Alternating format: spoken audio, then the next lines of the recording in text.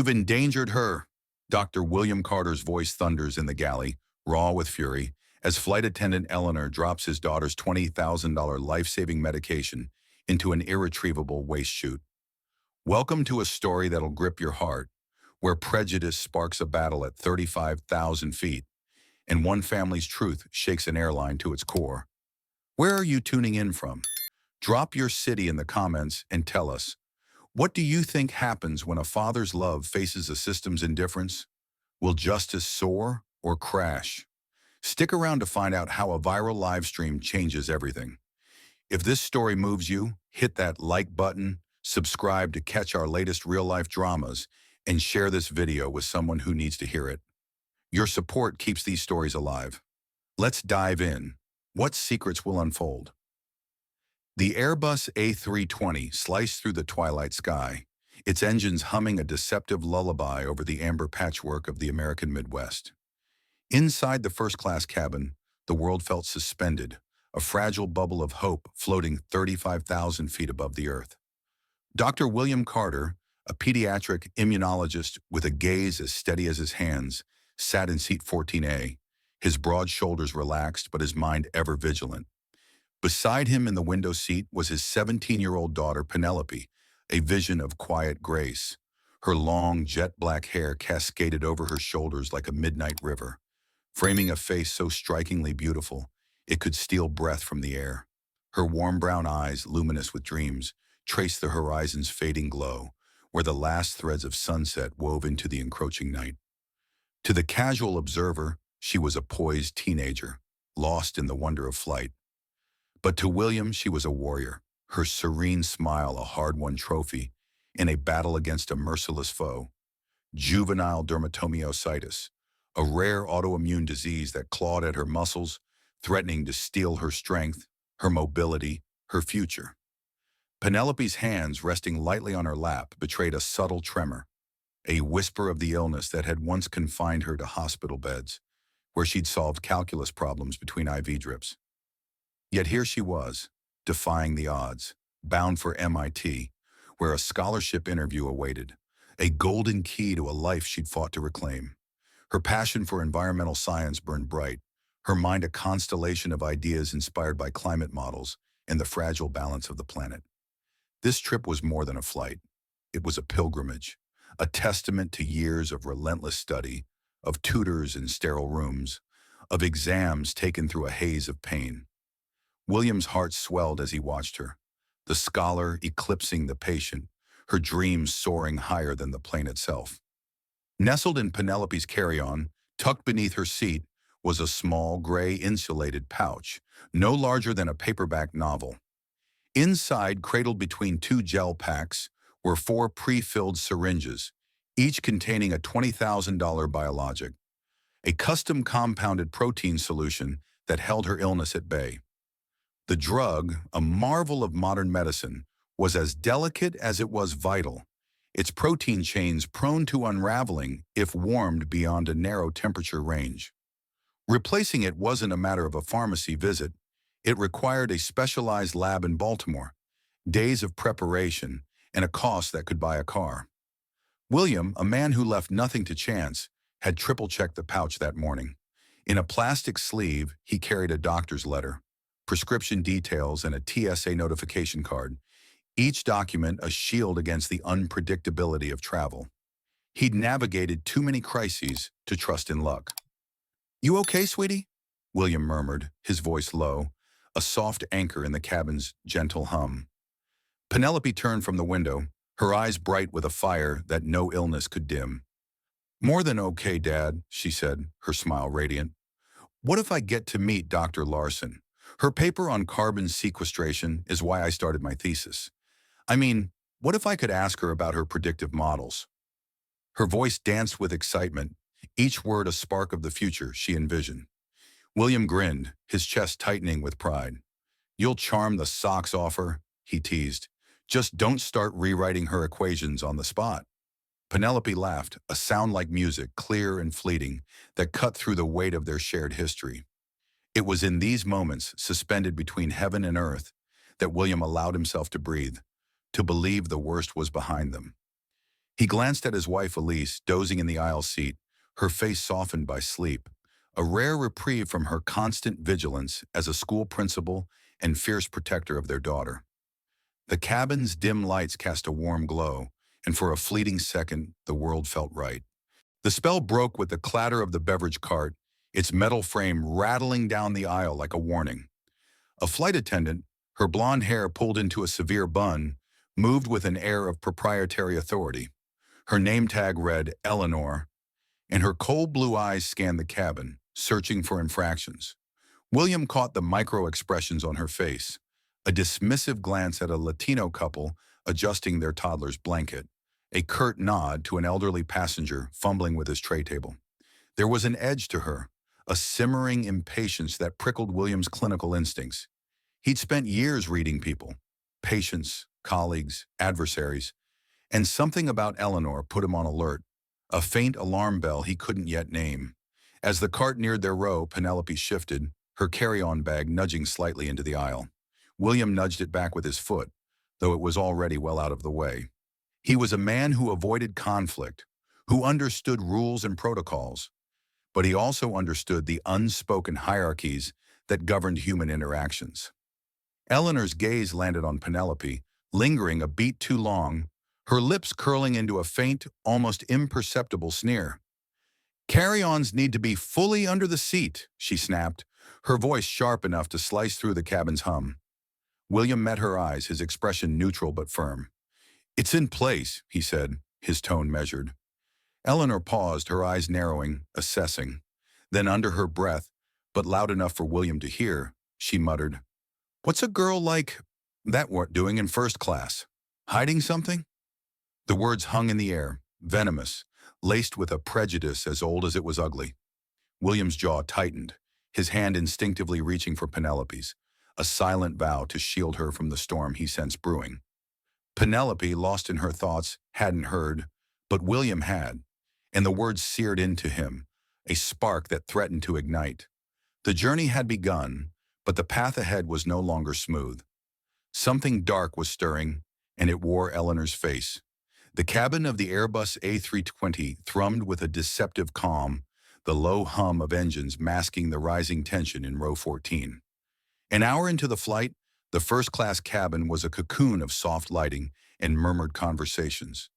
But for Penelope Carter, a faint ache was creeping into her joints, a cruel whisper from her juvenile dermatomyositis, an autoimmune disease that never slept. Her long jet-black hair framed a face taut with discomfort as she leaned toward her father, Dr. William Carter, her voice barely above a whisper. "Dad, my joints are aching.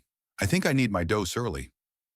Her warm brown eyes, usually alight with dreams of MIT and environmental science, now flickered with unease, the tremor in her hands more pronounced. William, his broad frame a steady anchor beside her, nodded, his clinical calm a shield against the worry gnawing at his chest. "No problem, sweetheart," he said, his voice low and reassuring, as if he could will her pain away. "We'll do it right after the beverage service." He glanced at the insulated pouch in Penelope's carry-on, nestled beneath her seat, holding 4 syringes of a $20,000 biologic, a fragile lifeline that kept her illness at bay. The drug, a marvel of precision, demanded a stable, cool temperature. A moment's neglect could unravel its delicate protein chains, rendering it useless. William's meticulous nature had ensured every detail was in place. The doctor's letter, prescription, and TSA notification card, all tucked in a plastic sleeve, ready to counter any challenge. As the beverage cart rattled closer, its metal frame clanging like a distant storm, William caught the eye of the flight attendant, Eleanor, her blonde bun as severe as her demeanor. Her cold blue eyes swept the cabin with an air of proprietary disdain, and William felt the weight of her earlier muttered prejudice. "What's a girl like that doing in first class?" Still burning in his ears.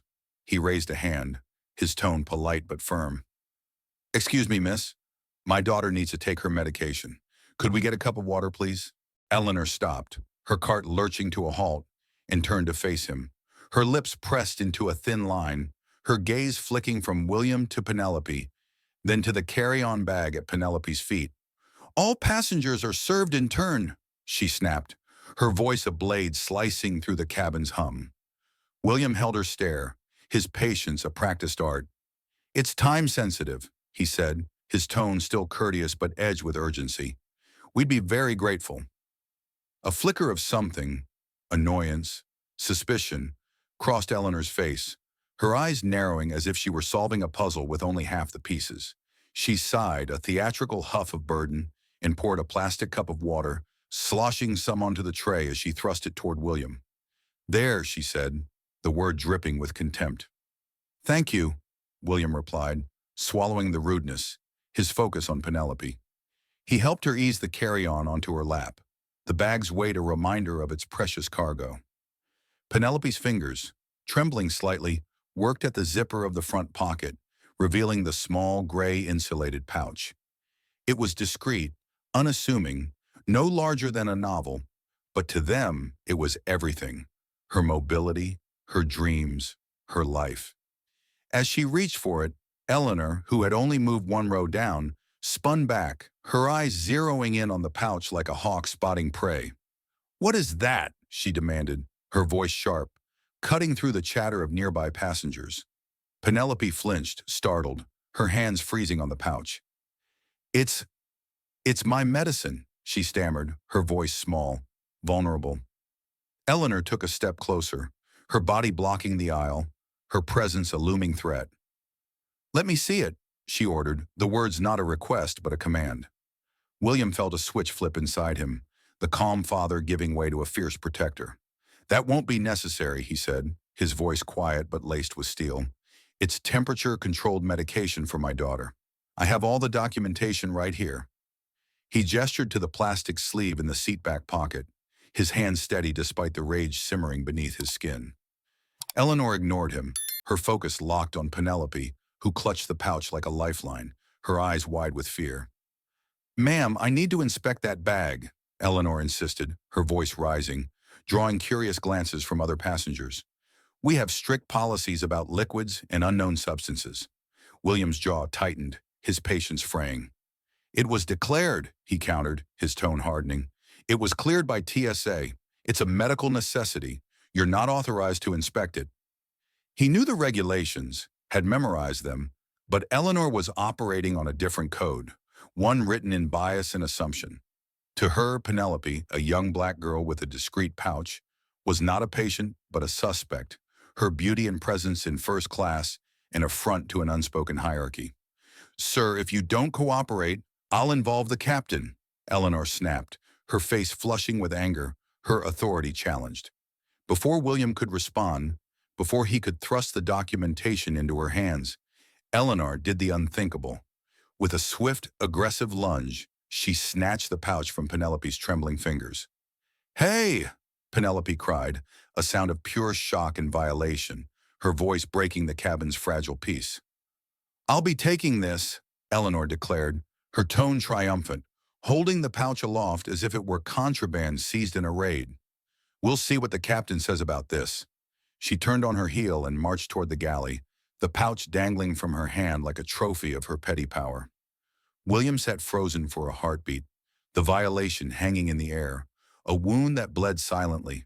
Penelope's eyes shimmered with unshed tears, her hands empty, her lifeline stolen. Elise, roused from her doze, gripped William's arm, her voice a sharp whisper. "William, what's happening?" The low hum of the engines turned menacing, the cabin's warmth now suffocating. William's rage, cold and pure, surged through him, but he knew losing control would play into Eleanor's narrative. He unbuckled his seatbelt, his voice a low command to Elise. "Stay with her. I'm getting it back." The theft was complete, but the battle had just begun, and the air at 35,000 feet crackled with the promise of a reckoning. The galley of the Airbus A320 was a claustrophobic battleground, its sterile walls amplifying the thud of Dr. William Carter's heart as he pushed through the curtain, his long strides fueled by a rage he could barely contain. The air at 35,000 feet felt thick, charged with the aftermath of a theft that had shattered the fragile hope of Row 14. Moments ago, flight attendant Eleanor had snatched Penelope Carter's life-saving medication, a $20,000 biologic for her juvenile dermatomyositis, and, with a contemptuous smirk, dropped it into an external waste chute, lost forever to the void below. Now William faced her, his daughter's trembling cry still echoing in his ears, her empty hands a wound he couldn't heal. The cabin's hum was a distant roar, drowned by the storm within him. Eleanor stood in the galley, clutching the curtain's edge, her blonde bun fraying under the weight of her defiance. Beside her was Margaret, the lead attendant, her tired eyes darting between Eleanor's animated gestures and the small, sealed chute that had swallowed Penelope's future. Eleanor's voice was a rapid-fire defense, her words tumbling over each other. "They were secretive, Margaret. That bag, unmarked, suspicious. I had to act." She waved a hand as if dismissing a trivial complaint, but her flushed cheeks betrayed a crack in her bravado. William's presence, towering and resolute, silenced her mid-sentence. His dark eyes burned with a fury so controlled it was almost serene, a predator's calm before the strike. "You've endangered a child," he said, his voice a low, resonant thunder that filled the confined space. The words landed like a physical blow, and Eleanor flinched, her hand tightening on the curtain. "That pouch you threw away wasn't contraband. It was a temperature-sensitive biologic for my daughter's juvenile dermatomyositis. Without it, she'll relapse within 48 hours. Severe pain, muscle failure, maybe a wheelchair. You didn't follow protocol, you followed prejudice." His accusation hung in the air, sharp and unyielding, stripping away Eleanor's veneer of authority. Margaret's face paled, her hands wringing as she glanced at the chute, its finality a silent rebuke. "Eleanor, you threw it out?" she stammered, her voice barely above a whisper. Eleanor's eyes darted to her, then back to William, her defiance curdling into desperation. "It's protocol for unidentified substances," she snapped, but her voice wavered, the lie exposed by the tremor in her hands. William stepped closer, his presence dominating the galley, and thrust his phone toward Margaret, the screen displaying a doctor's letter, prescription details, and a TSA notification card. "This," he said, his voice shaking with controlled fury, "is what you discarded. 4 syringes, $20,000, irreplaceable without a specialized lab. You saw a black girl with a bag and wrote a story in your head, and you acted on it." Eleanor's flush deepened, her lips parting to protest, but William cut her off, his voice rising, a blade honed by years of precision. "I'm Dr. William Carter. I consulted on the clinical trials for that drug. I know the transport regulations better than you know your safety script. I offered you the documentation, right there." He pointed to the plastic sleeve he'd left in the seat back pocket, his gesture a silent indictment. "You weren't interested in facts. You were interested in power, in proving your disgusting little narrative." Eleanor shrank back, her bravado crumbling, but she clung to her defense. "They were aggressive, refusing to cooperate." The lie was flimsy, and Margaret's horrified expression showed she wasn't buying it. William's rage surged, but he reined it in, knowing an outburst would paint him as the aggressor, the angry black man Eleanor wanted to see. Instead, he leaned in, his voice dropping to a chilling whisper. "You stole my daughter's health, her future, and you stand here lying. Get your captain, now." The command was absolute, brooking no refusal. Margaret nodded, her hands trembling as she reached for the intercom, but Eleanor's eyes flashed with a final spark of defiance. "You can't threaten me," she hissed, her voice low, meant for him alone. William's gaze didn't waver. "I'm not threatening you. I'm promising you consequences." The curtain rustled, and Captain Thomas Reed entered, his silver hair and crisp uniform exuding authority. But his stern face carried the weariness of a man accustomed to routine, not crises. "Dr. Carter," he began, his baritone measured, "my crew reports you were non-compliant." The words were a corporate shield, and William saw the game. Circle the wagons, protect the airline. He straightened, his clinical precision returning, and launched a counterattack. "Your attendant illegally confiscated and destroyed my daughter's medication, ignoring my offers to show federal documentation. She's created a medical emergency. My daughter will relapse without that biologic, debilitating pain, muscle failure, within 48 hours. Divert this plane to Denver or Chicago, where there's a major hospital. That's not a request. It's a necessity. Reed's eyes flickered with impatience, his jaw tightening. We're not diverting for a non-critical issue, and he said, crossing his arms. You can get a prescription in Boston. The dismissal was breathtaking, a wall of indifference. Elise, who had slipped into the galley behind William, her face a mask of quiet fury, spoke up, her voice trembling but resolute. Captain, this isn't a pharmacy pill. It's a custom biologic made in Baltimore, costing thousands. It takes a week to prepare. There's no replacement in Boston or anywhere else. Her words carried the weight of a mother's fear, but Reed's expression remained impassive. His priority, the flight schedule, not the girl in row 14. William's hands clenched, but before he could press further, a new voice pierced the standoff. Zoe, a young passenger with a shaved head and a camera phone, stood at the galley's edge, her presence a spark in the powder keg. Captain, she said, her voice clear and steady, I've been live streaming this to 80,000 viewers. Her phone screen glowed with a flood of comments, a digital jury watching in real time. The air shifted, the confrontation no longer confined to the galley, but exposed to the world, a crack in the airline's armor that promised a reckoning. The galley of the Airbus A320 crackled with tension, a pressure cooker at 35,000 feet where the air itself seemed to pulse with the weight of an unfolding crisis. Dr. William Carter stood resolute, his dark eyes locked on Captain Thomas Reed, whose silver-haired authority was fraying under the glare of a live stream broadcast to 80,000 viewers. Zoe, the young passenger with a shaved head and an unyielding grip on her phone, had just dropped a bombshell, her words, I've been live streaming this, igniting a spark that threatened to engulf the airline's carefully curated facade. The confrontation over Eleanor's theft of Penelope Carter's $20,000 life-saving biologic, now lost to an external waste chute, had escalated beyond the confines of the galley, spilling into the digital realm where outrage was gathering like a storm. Zoe's voice, steady and defiant, cut through the captain's stunned silence. It's not a recording, Captain. It's live. The world's watching, and the comments aren't pretty. Her phone screen glowed with a torrent of messages, hashtags like Shakur Justice for Penelope and Ashark Airline Bias trending in real time. Each one a nail in the coffin of Ascend Air's indifference. William seized the moment, his voice a blade honed by years of precision. Captain Reed, you've been formally notified of a passenger in medical distress caused by your crew's negligence.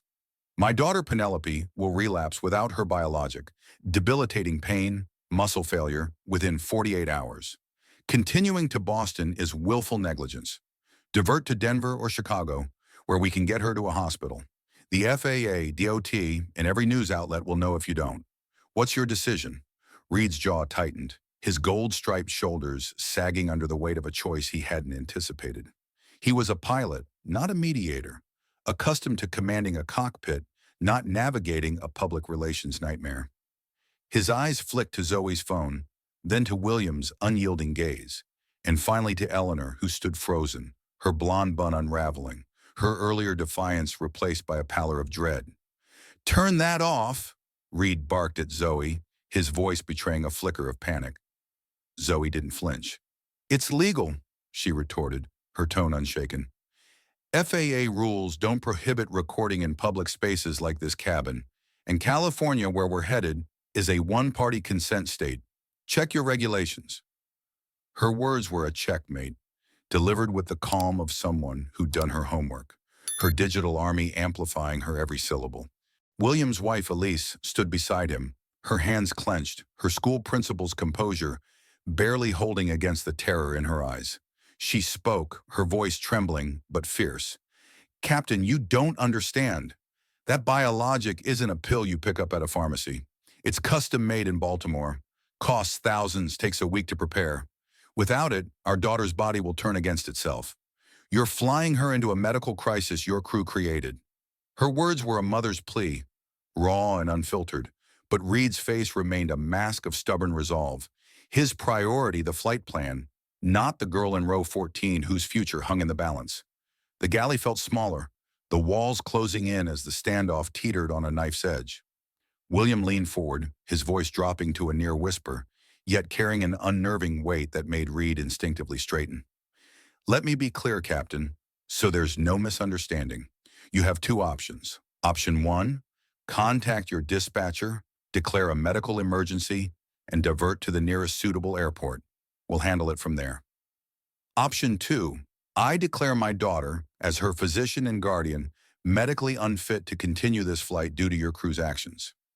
If you proceed, I'll ensure the NTSB, FAA, and every regulatory body know you knowingly endangered a child. And with 80,000 witnesses watching, your career and your airline's reputation will be defined by this moment. The words were a trap, meticulously laid, shifting the legal burden onto Reed's shoulders. The live stream made denial impossible. Every second of inaction painted him as callous, incompetent. Reed's eyes darted to the cockpit door, as if his instrument panel held the answers. But the truth was inescapable. He was no longer a commander, but a man on a ledge, with a long way to fall. Eleanor's shallow breaths filled the silence, her earlier smugness replaced by a dawning fear that she'd crossed a line from which there was no return. Margaret, the lead attendant, wrung her hands, her professional veneer crumbling as the reality of the situation sank in. Zoe's phone buzzed with notifications, the viewer count climbing past 90,000, each new watcher a thread in the net tightening around Ascendair. A passenger in a nearby seat, a middle-aged man with kind eyes, leaned forward, whispering to his neighbor, "That doctor's not backing down. She messed with the wrong guy." The cabin's hum seemed to amplify, a heartbeat of anticipation as every eye turned toward the galley, sensing the tide shifting. Reed opened his mouth, then closed it, his resolve buckling under the weight of William's words in the digital spotlight. Finally, he turned to Margaret, his voice a low, defeated growl. "Get on the horn with dispatch. Advise them we have a passenger medical situation requiring a priority landing. We're diverting to Denver." The words were a surrender, a crack in the airline's armor that echoed through the galley. Elise let out a shaky breath, her hand finding William's, her grip a lifeline in the storm. William's face remained stoic, but inside relief surged, sharp and overwhelming. Not a victory, but a step back from the brink. The captain shot William a venomous glance. "We'll be met by security and paramedics in Denver. There'll be an inquiry." William nodded, his voice quiet but resolute. "I welcome it. I'd suggest you prepare your union rep." As Reed and Margaret hurried toward the cockpit, the curtain fell back, and William returned to Penelope, whose pale face and trembling hands betrayed the toll of her body's rebellion. He took her hand, his touch a vow. "We're landing soon, baby girl. We're going to fix this." The plane banked westward, its course altered by a father's will and a stranger's camera, the turning point sealed in the crucible of truth. The wheels of the Airbus A320 kissed the tarmac at Denver International Airport with a jarring thud, shattering the fragile calm of the cabin and ushering in a new battlefield. The diversion, forced by Dr. William Carter's unyielding stand and Zoe's viral livestream to 90,000 viewers, had grounded the flight, stranding 180 passengers in a city far from their destinations. But for the Carter family, the fight was far from over. As the jet bridge connected, the cabin buzzed with a simmering anger, passengers' groans morphing into pointed glares aimed at row 14. Penelope Carter, her long jet-black hair framing a face now pale with exhaustion, sat hunched, her hands trembling from the creeping rebellion of her juvenile dermatomyositis. The absence of her $20,000 biologic, stolen and discarded by flight attendant Eleanor, loomed like a ticking clock, each second a step closer to relapse. William, his broad frame a shield beside his daughter, felt the weight of hostile stares, but kept his focus on Penelope, stroking her hair gently. "We're on the ground, baby girl," he whispered, his voice a steady anchor. "We're getting you to a hospital." Elise, her eyes blazing with a mother's fury, gripped his hand, her knuckles white. The captain's voice crackled over the PA, cold and formal. "For the family in row 14, remain seated. Paramedics and airline officials will board to speak with you. All other passengers, deplane in an orderly fashion." The announcement was a deliberate isolation, painting the Carters as the disruptors, the source of everyone's misery, as passengers shuffled out, muttering complaints. "Thanks for ruining my trip," one hissed. William shielded Penelope, his body a barrier against their scorn. But amidst the hostility, a flicker of solidarity emerged. Zoe, the live streamer with a shaved head, paused by their row, her phone still glowing with comments. "I'm staying," she said quietly, her voice resolute. "The world needs to see how they treat you on the ground." Her viewer count had surged past 120,000, each watcher a witness to Ascendair's unraveling. Another passenger, a middle-aged lawyer named Daniel Klein, stopped, pressing a business card into William's hand. "I saw everything," he said, his kind eyes firm. "Eleanor was the aggressor. You were calm. I told the lead attendant, 'If you need legal help, call me. No charge.'" William took the card, his throat tight. "Thank you," he managed, the small act of support a lifeline in the storm. The cabin emptied, and a new cast entered. Two paramedics, their faces professional yet warm, followed by two stern Ascendair security officers and a harried airport manager, Gregson, his tie askew. Behind them, her face a mask of pale, defiant fury, was Eleanor, ordered to face the consequences of her actions. The lead paramedic, Carla, knelt by Penelope's seat, her voice gentle. "Hi, sweetheart. I hear you're not feeling well. Can you tell me what's happening?" Penelope's voice was faint, her hands shaking. "My joints hurt. I'm so tired." Carla's brow furrowed, noting her elevated heart rate. "We need to get her to a hospital now," she told William, her urgency a quiet alarm. William stood, confronting Gregson and Eleanor, his voice a low, controlled thunder. "Your employee racially profiled my daughter, made baseless accusations, and destroyed $20,000 of life-saving medication against all protocol. The diversion and grounding are the consequences of her actions, not ours." He held up Zoe's phone, the live stream still rolling, and Klein's card. "A witness, a lawyer, confirms we were calm. Your attendant was the aggressor. Over 120,000 people are watching this. Reframe this as a disturbance at your peril." Gregson's eyes widened, the live stream news shifting his corporate bluster to panic. Eleanor stepped forward, her voice shaking. "He threatened me. They had a suspicious package." William's gaze was ice. "A suspicious package? You mean a medical pouch you refused to verify, despite my offering documentation? Stop lying, Eleanor. The truth is out." Gregson stammered, grasping for policy, but William cut him off, his demands unyielding. "You'll provide private medical transport to the University of Colorado Hospital, cover all medical bills, and book us a hotel suite for as long as needed. That's the minimum, and it's non-negotiable." Defeated, Gregson nodded, typing furiously on his phone. Carla stood, her assessment grim. "Her blood pressure's high, heart rate tachycardic. She needs immediate evaluation." As paramedics prepared a transport chair, William turned to Eleanor, now isolated, her career unraveling. Her eyes pleaded, her voice a whisper. I thought it was drugs.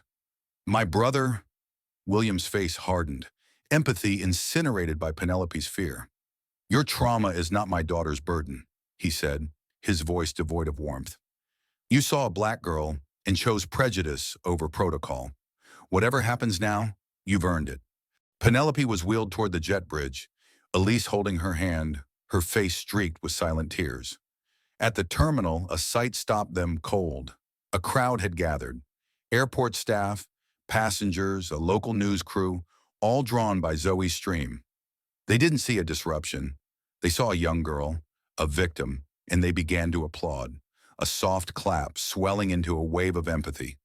William's eyes welled, the weight of their fight lightened by strangers' support. Zoe, still streaming, captured it all, her voice steady. "This is what happens when truth breaks through." As they moved toward the exit, William glanced back at gate B52, where Eleanor was led away by security, her face ashen. Her reckoning was beginning, but the Carters' legacy was just taking flight, a testament to a family's resilience in a world that refused to look away. Wow, what a journey, from a heart-wrenching theft to a legacy of hope. The Carter family's fight shows us that truth and resilience can reshape even the most stubborn systems. What did this story stir in you? Drop your thoughts in the comments. Did William's courage inspire you, or did Penelope's grace steal your heart? We're so grateful you joined us for this powerful tale. Hit that like button, subscribe to catch more real-life dramas that spark change, and share this story with someone who needs to hear it. Your support keeps these stories soaring. We'll see you in the next video. Until then, keep standing for justice. Thank you for watching.